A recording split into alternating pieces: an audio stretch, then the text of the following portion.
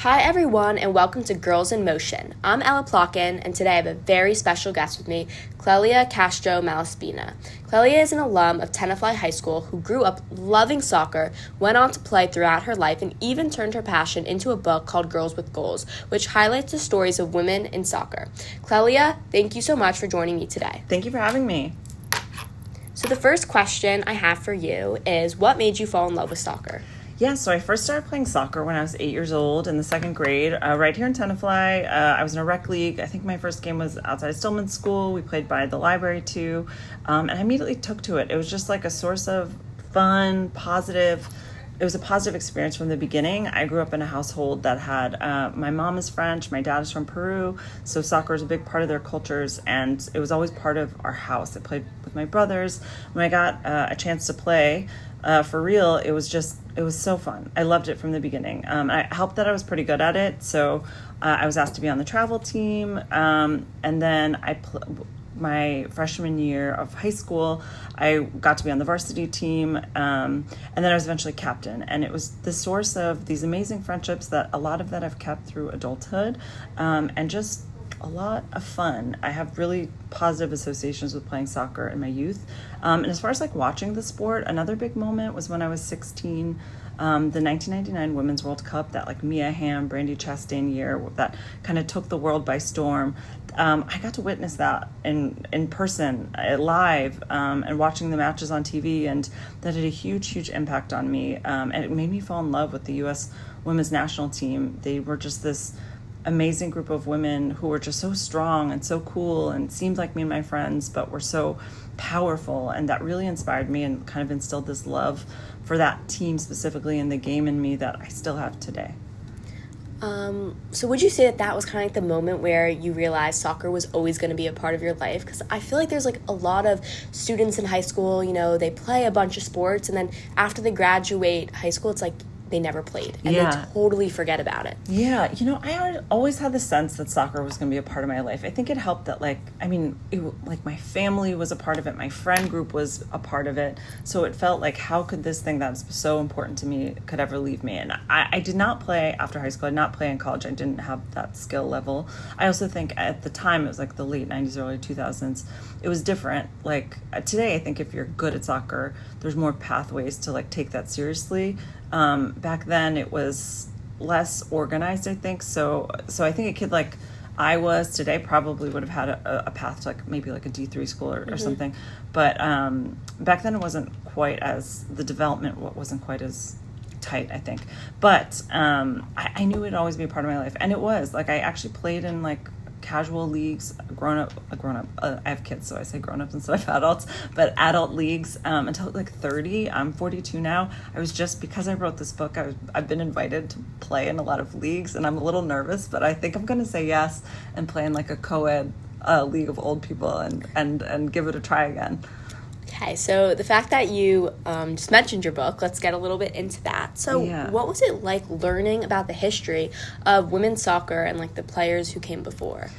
Yeah, it was such a joy, honestly. So like I said, I witnessed women's soccer history in 1999 when that World Cup was like such a huge deal and kind of helped launch that sport into the mainstream, helped launch professional leagues and have it lead to like the golden era of the sport that we're in now. But in my mind, that was kind of like the beginning of the story of women's soccer. But when I dove into it, I saw that there's actually 100 years of history before that had these like crazy moments that even I, a big fan, didn't know about. Like for the fact that in many countries, including England, where the sport was invented, women's soccer was banned for 50 years until the 70s. Crazy. And it was just, and there were all these like amazing women who really, against all odds, played the sport, pushed the sport forward. And I found it so inspiring, as not just as a fan, and someone who likes sport, but like a woman. Mm-hmm. Is there a specific team or women that kind of like stood out to you during your research? Oh yeah, I mean so many, but to me one of my favorite people was actually it was this woman. She went by the name Nettie Honeyball.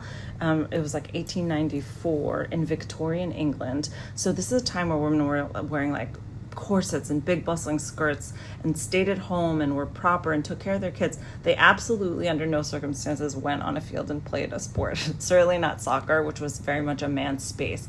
And this woman was like, hell, I'm doing it anyway. And so in 1894, she like assembled the first basically women's soccer team. It was called the British Ladies Football Club. And it was about 30 young women who were doing something completely countercultural. And they formed two teams and they played each other. And it was like a big spectacle. A lot of people went like kind of to like troll them basically. But also it was this spectacular show of women's power in a time where women had very little power. And so I love the amount of courage someone like that had to have. And so that team only existed for a couple of years, but that was the start of something that eventually became what women's soccer is today. Yeah, it's insane because like looking back, you know, a lot of the things that women are now able to do today, like they weren't able to do. So it's just like these women, you know, who were like, okay, we're done with this. Like we're sick of us just having to sit around, and now we get to play soccer because 100%. Of that, which is like, it's so cool to think about. Yeah. So what do you hope young girls are going to take away from your book and your story? Because I know that it's geared more towards children, right, the book? Yeah, it's a YA book. So it's technically like young adult teen book. So, but I would say like 10 plus. But I have to say a lot of adults have also read this book and they've really liked it. There's not any, surprisingly, despite how popular women's soccer is, there was no book in the adult market or the YA market or the kids market that told this whole story of the history of the sport, which I found crazy, which is one of the reasons why I want to write this book.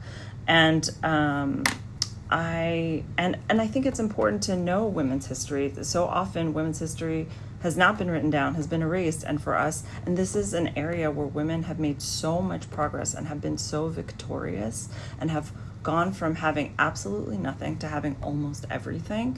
And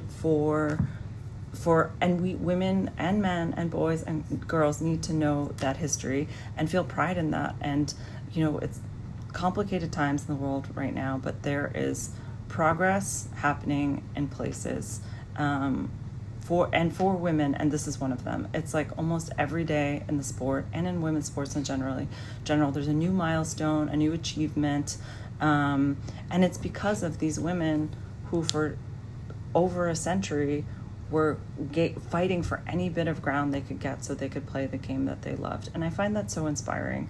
So it's both inspirational and also just like a source of joy in a complicated time. And I think both of those things serve the reader well. And especially if you play soccer or love soccer, to me, this is just, if I had this book when I was a teenager, it would have been a book I revisited over and over again. I would have absolutely loved to have a book like this. Yeah, because I feel like it's not just a book about history, but it's also like encouragement and like telling others like to not take advantage of what like all of the opportunities that they have now, and like to go out and like play the sport they love on repeat and repeat, because you know, you never know what's going to happen. Yeah, that's true.